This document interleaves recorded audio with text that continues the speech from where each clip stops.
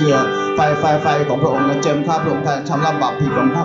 สาวโลกของข้าพระองค์ทั้งฝ่ายวิญญาณและร่างกายพระองค์เจ้าเราขอบคุณพระเจ้าครับพระองค์ทั้งหลายนามอันศักดิ์สิทธิ์แห่งนามพระคริสต์เจ้าอาเมน